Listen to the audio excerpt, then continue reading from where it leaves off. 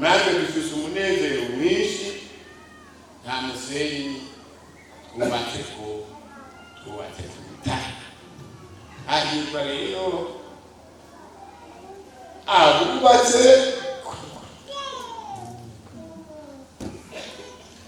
Haleluya. Hahirwa abubatse ku Rutare. Hahirwa sidacumba imbazi zero. None rero Yesu atubere igitanda. Yesu atubere igitanda. Abere igitanda nawe akubere igitanda. Twese tube dufite icyo gitanda. None tuzotinya iki? Sibyo? None tuzotinya iki? Kugira ubwoba n'ubwiki. Reka kugira ubwoba maze kuri Yesu. Mbega ukashoboye. Kristo ntiyapfuye. None yatutse. Nawe bashaka kukujura abandi. Afise.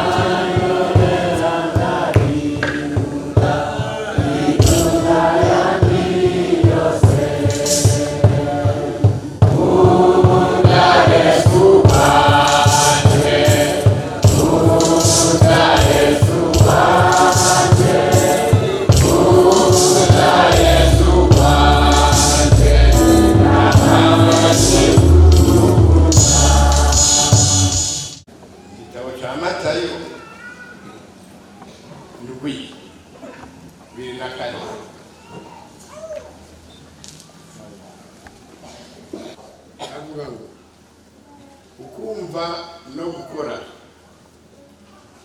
Wumva amajambo yanje wese akashira mu ngiro asa n'umuntu w'umunyabwenge yubatse inzu yiwe ku Rutare. Segenyiragwa gukura sendanisha ihuhutse ahuhuta bisurira kw'inyanzu iyagwa. Kuko umushinge wayo wari wubatswe Rutare. Ariko wumva ayo majambo yanje wese ntayashitse mu ngiro asa n'umuntu w'imburabwenge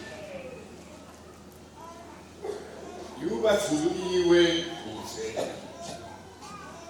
Segenyiragwa n'ukurira asendanisha ihuhutse kirahuhuta bisurira kw'inyanzu irasenyuka.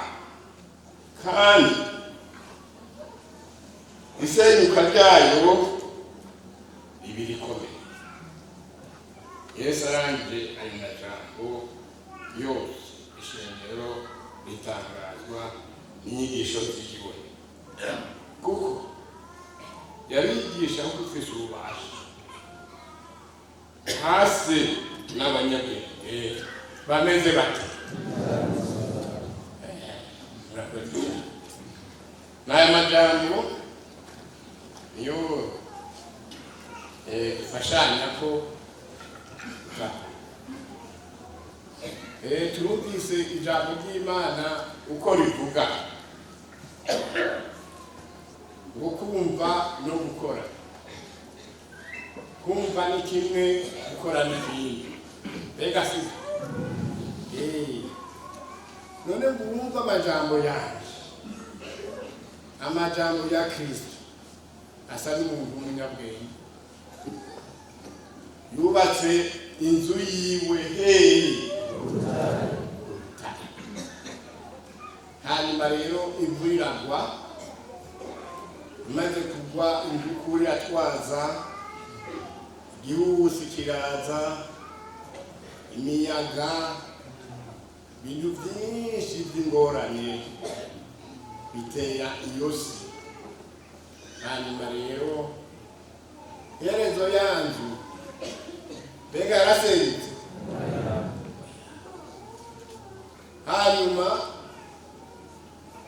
yongera atanga akandi karorero, umuntu yubatse inzu yiwe ku musenyi, amaze kuyubaka ibyo byose biraza bizanwa n'imvura, iyo nzu yiwe ngo yasenyutse ite? Isenyuka ryayo ryabaye rimeze riti nayo. Hanyuma rero ijambo rininiya nuko Yesu ari we yise ari urutare, sibyo? Abandi bose batamubatseko, bubatse kuki? Umusenyi. Kandi umwami wabo ni Satani, kandi nawe yaratsinze, sibyo? Ariko twebwe umwami wacu ni Yesu, kandi Satani yaraneshejwe nawe. None rero dufise amahirwe menshi n'umunezero mwinshi, kuko tumase urutare. Kumata ku rutare rero ni ukwizera Yesu Kristo wenyene, atawundi ari hirya hino, atanumwe ari hamakwiye.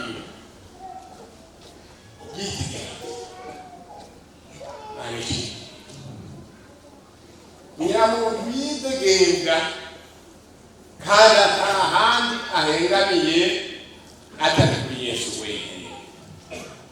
Aho niho twese dutegerezwa kuba duhengamiye. Atari aho nawe ni ku musenyi. Munga imvurizo nimora mubona ngene imvura igwa tugahura tukagira ubwoba, kandi ari imvura iguye bimwe bitarengeje, igazi gaca tuza tumerewe nabi. Ariko noneho ivyizana izana ibintu bibi cyane. Ikihitana amazi yayo, icyahitana mu nzira cyose cyagenda, kandi kirafanaka. None rero natwe dufise umunezero mwinshi, nta musenyi twubatseko, twubatse ku rutare. Hahirwa rero abubatse, haleluya, hahirwa abubatse ku rutare. Hanyuma sinacho bimaze zero. Rero dutegerezwa gushima Imana mu buryo atari kubifata buhoro buhoro, atari kubifata bigererwe. Tumate kuri Yesu, tumumateko kandi tumupeko.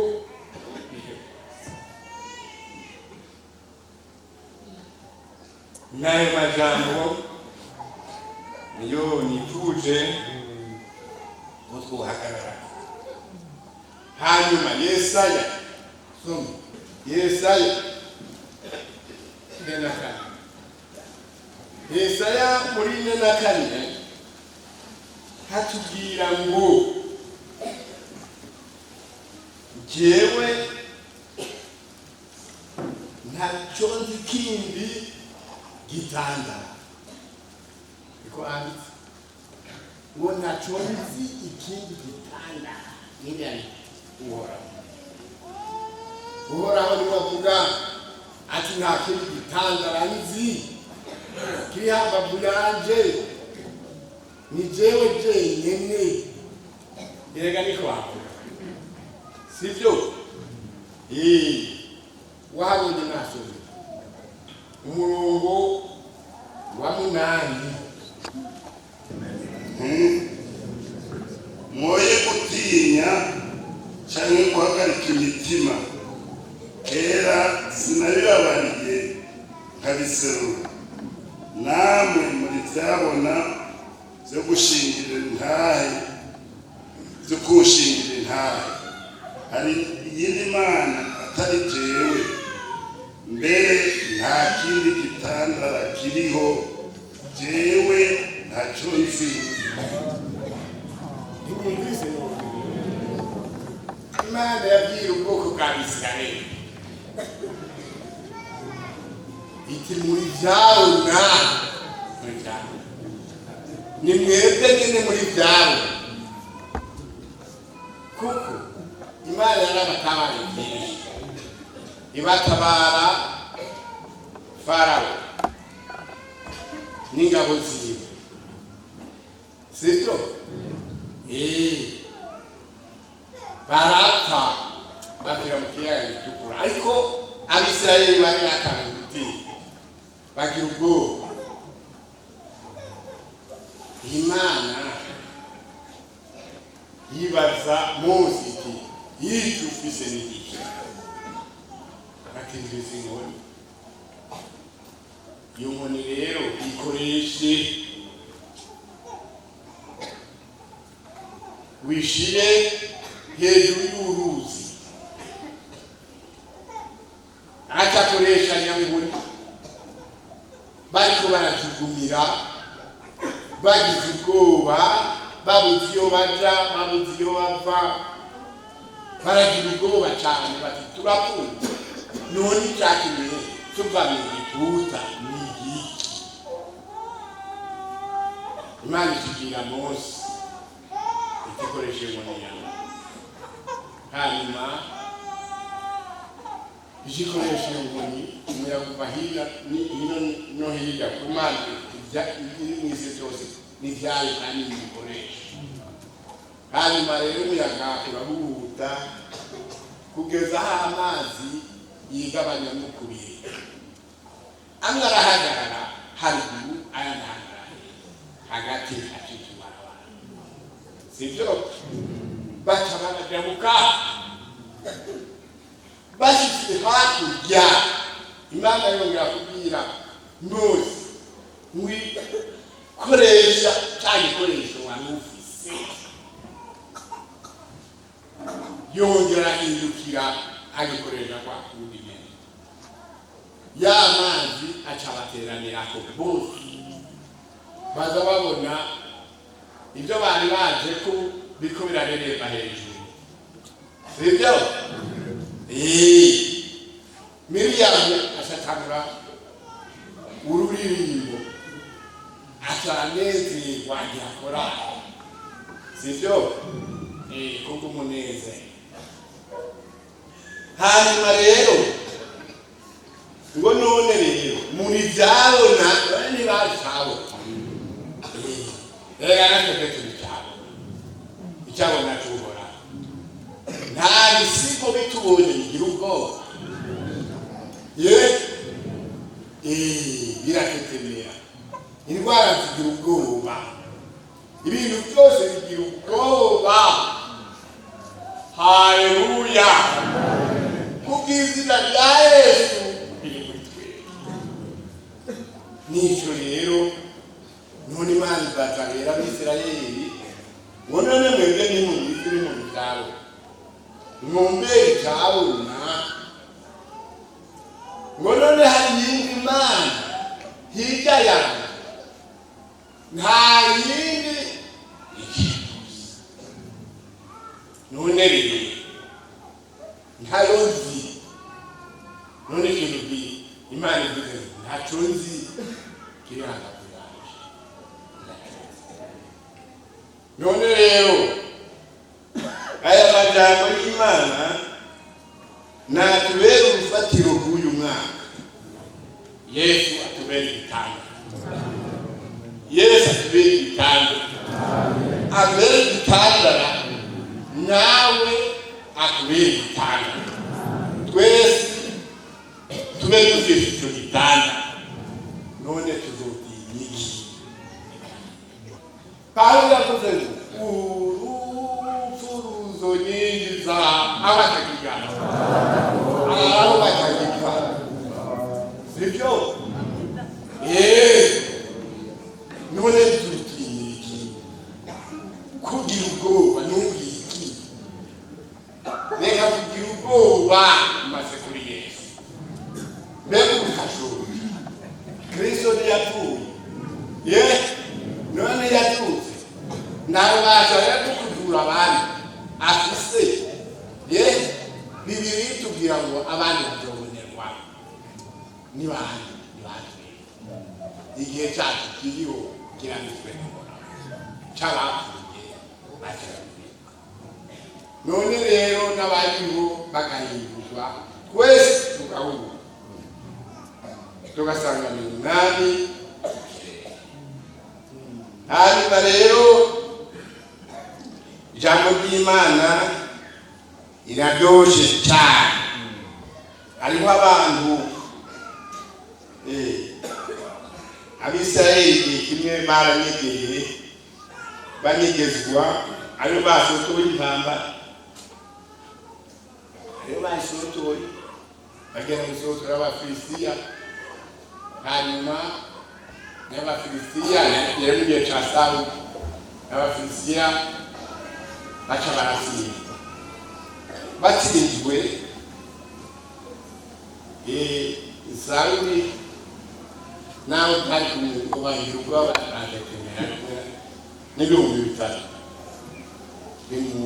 bimucunge w'igihumbi kimwe nacyo cyane kuri Yohana umuhungu wiwe hanyuma rero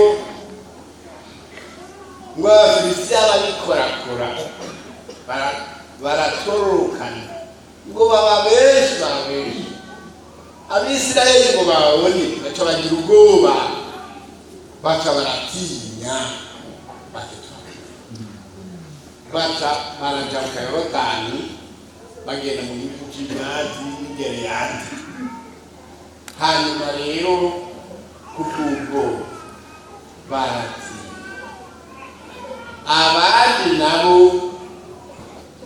baja mu bisaka abandi baja mu byoro by'imwe ikagira amazi baranigira baragira gute barapfa nabi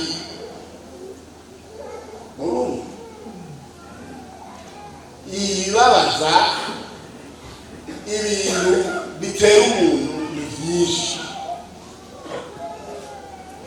ibyabaye kuri bo natwebwe byatubaye sibyo ariko noneho uyu Sawuli arakarondera kuja mu ngirwamana akora igikorwa cyatigeze akora cyo guhereza agenda mu gucumita ikimazi uko Imana y'ubuhangazi Samweli nawe yari yatevye ngo acaza baramusanganira n'umunezero mwinshi nta muntu abonye umuvugishwa akomeye atoroshye undi agenda umusanganira ati ibyo wakoze n'iki wakoze iby'ubupfu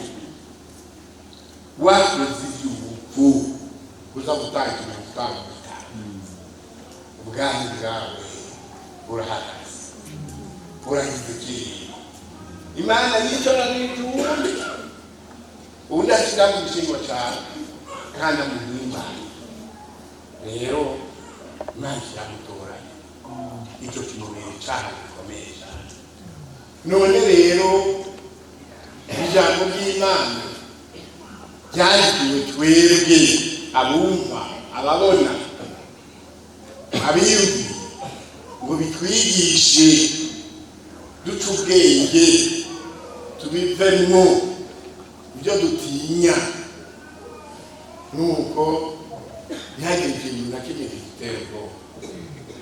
Hanyuma rero zabacanigira reka hariho abantu bakora iby'ubupfu bituma bata ibyaha. Reka gukora iby'ubupfu.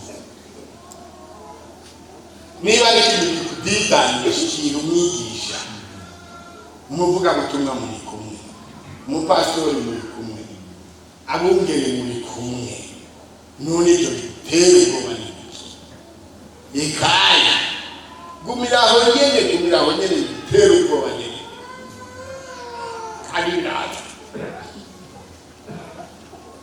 bigutera ubwoba byakunda. Hariho ijambo ry'Imana rivuga ngo hahirwa wihangana. Mwumvise ngo none ngugerageza abatsinzi kagiye ugeragejwe ntabatsinzwe namba nukugira ngo agezwe ku munzani.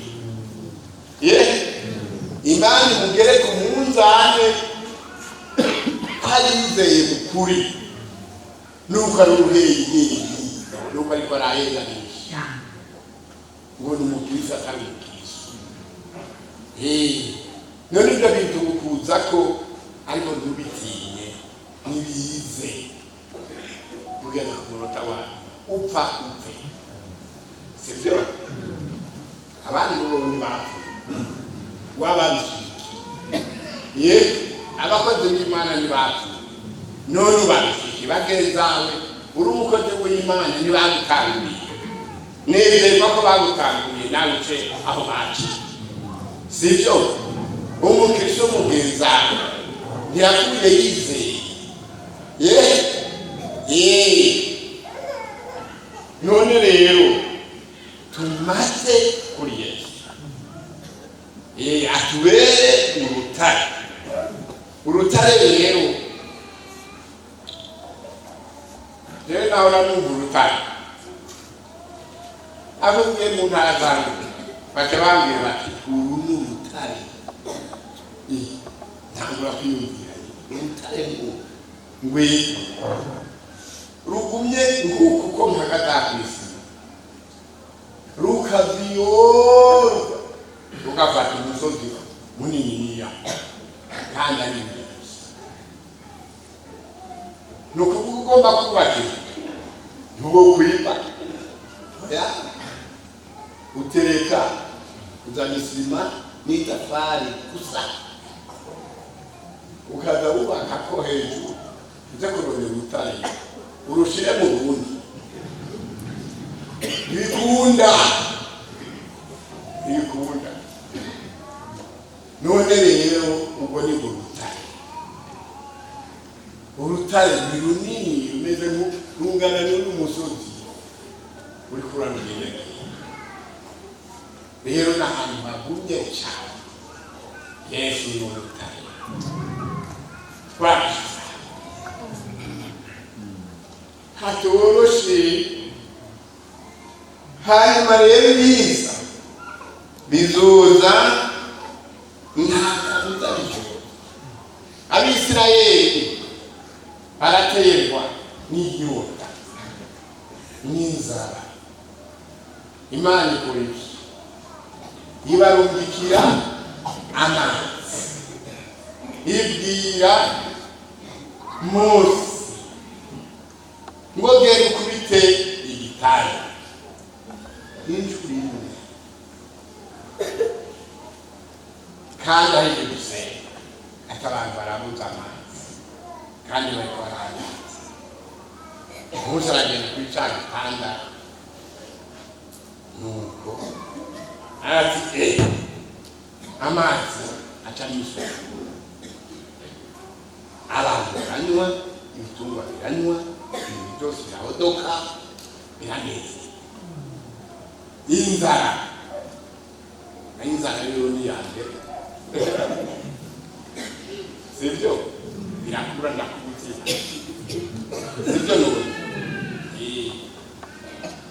tunaruta kura amaboko mu mbuzo tukarima tugomba kuhashinga sibyo hanyuma rero inzanyarati ababona ishobora yega Mose yirukana kuba atejo injya tutika Imana Bwiza aratsirikwejo muri wese ingero yega natwebwe ngaha turiko turagisha umuntu wese n'ingero yiyo sibyo nukuri nuko baratabanja manu baguma kugeza bashitse ikana bashitse ikana n'akama batanga kuri ani muzo acha bagara sivyo none ivyo ntivyari bimuhuza ivyo sizari ngorane imfura ntiyari ikuye kuri we imeze itangaza isuri y'igitanga hanyuma rero ivyo twirwa turabisoma nuko hanyuma Yesu ni igitanga rero niwe gitanga gikwiye dusome mu Bakorinto ba mbere 14 soma bwana soma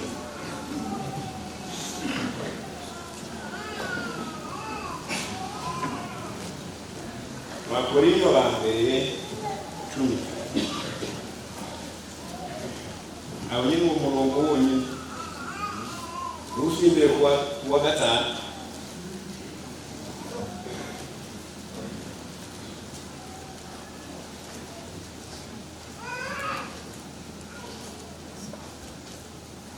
bose basangira bya byo kunywa by'impwemu kuko banywa ku gitandara cy'impwemu cyabakurikira icyo gitandara cyari Kristo kuva ngo bose banywa ku gitandara cy'impwemu yega natwe turiko turanywa ku gitandara cy'impwemu sibyo icyo gitandara cyarakurikira ngo yari Kristo Yesu niwe yabakurikira bega kimwe natwe Mose bega sivyo aharadukunda kandi aradukurikirana mu bikorwa byose byacu dukora hanyuma rero bose banywa ku byo kurya by'impwemu natwe turiko turanywa ibyo kurya by'impwemu kugira ngo tugire inkomezi twongere dusome mu byashyizwe Yohana mu gihe kizoza imbere yacu hari ibikomeye ibyo Yohana yeretswe tubishire rero ku mutima Yohana yerekwa ibintu by'ingorane bizoza mu minsi y'iherezo hanyuma rero soma bwana Yohana abyashyizwe Yohana 6:12 ucutoza umuntu wese ategama ucutoza kandi mbona umubirize nta nyigisho nyinshi zitakugira ariko byumvirize bibi kandi mbona amena icya gatandatu kimatanije icyo gitabo isi iratigita cyane izuba ririrabura nk'igurira ry'ubwoya ukwezi kose guhinduka nk'amaraso inyenyeri zo kw'ijuru zikorokera hasi nk'uko umusukoni uzungagizwa n'igihuta ugahungurura isukuri zabo zitararunguriza. Ijuru ririzinga nk'umuzingo w'igitabo kizinzwe. Imisozi yose n'ibizinga byo mu kiyaga byose bikurwa ahantu havyo.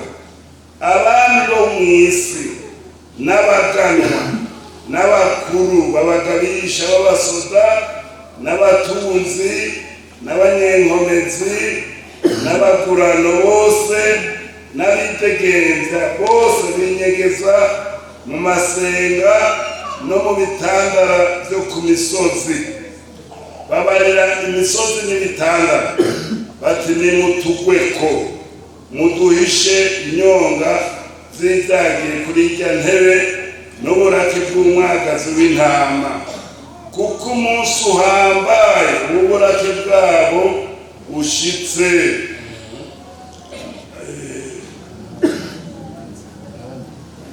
Ninde ashobora guhagarara? Ninde? Ikibazo. Ibyo byose mwumvise izuba imbere ukwezi imbere kidumva ababa mw'isi aboroshe n'abahanganiye mwene yatombere. Hanyuma rero Yohana yeretswe rero umuntu amena igitabo gimatana ntiyabona n'umwe yoshobora kumatana icyo gitabo atari Kristo wenyine. Ijambo ry'Imana rivuga ngo Kristo amena icyo gitabo. Sivyo? Hacaruka ibintu by'ijambo mw'isi bikomeye kandi biri imbere yacu. Twebwe bitaraza mumenye ibitusigara inyuma y'abandi. Sivyo nitwabishikana nawe hakumwe ivyo byose by'ingorane mbega siuruzi simuri kuye aboroshe n'abahambaye ngo babibundi bagenda kwinyegeza mu masenga, bagenda kwinyegeza mu gusaka, bagenda murabonye ibintu bimwe bimeze. Hanyuma hariho abantu bavuze ngo babwira Yesu ngo twebwe uko twishwe bakutubora, none amaraso yacu azokwishurwa ryari?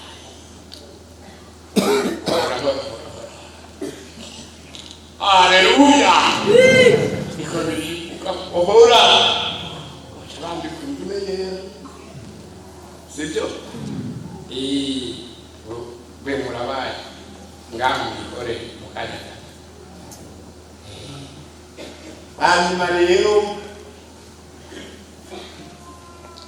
n'abantu bapfuye.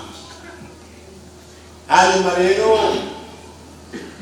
tubona ingene n'ibindi byakurikiye n'icago ca gatandatu cyakurikiye.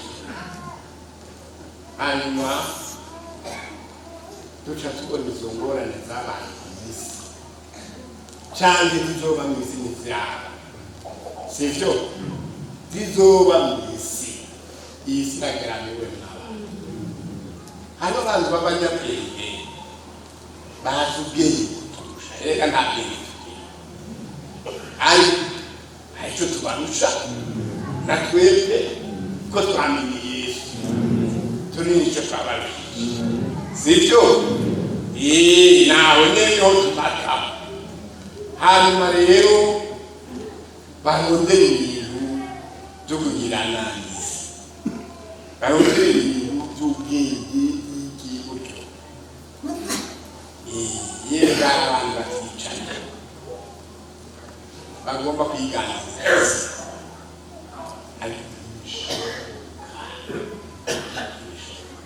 ahubwo bahaye basotora Imana sivyo murabizi bameze kwa Farawo Mose ati kurabisirayeli bagende gusenga Uhoraho akavyera mu kandi kanya akajya ariko icyajya kimurondera cyane urupfu kwariko bamuhiga sivyo n'abandi abo babiro barongera kuja hejuru y'abandi bantu ingorane sinzi icyo bariko barashobotora none rero aha twumvise amajambo y'Imana akomeye muri igice cya gatandatu avanye ku murongo wa 12 gisa ku murongo uhereza rero tubara yuko imbere hari ingorane n'ibitara byarakaye Yohana Yesu bitara none rero mucamumva rero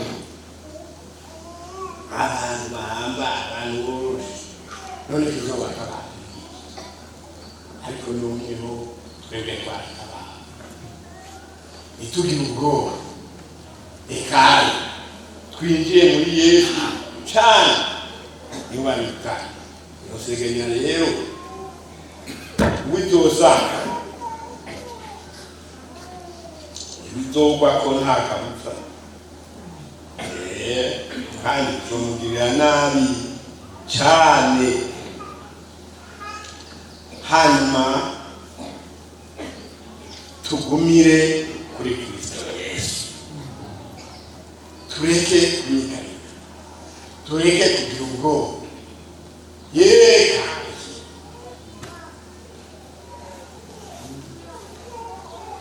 hari umunsi umwe naca hejuru y'uruzi kandi rwariye bari batambitse igiti abandi bakakidondagira ngo bakajya inge nandi ndakice ubwabunani narasubiye inyuma abantu babo bandikura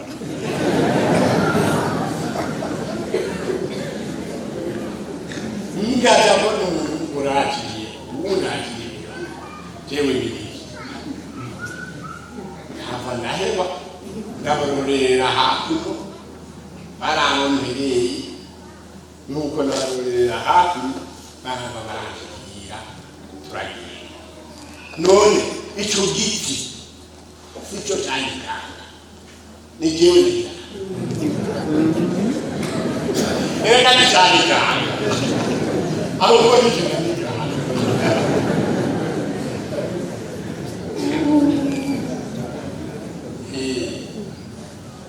abandi bamenye ari gusa ati tumere nk'abo bantu tumere nk'antu eka kenyana ni ujamuka ariko nyagiti cyari kinye kandi cyari kinye nawe niho umera nk'ajya muri mwe igiti kimwe cyago ugira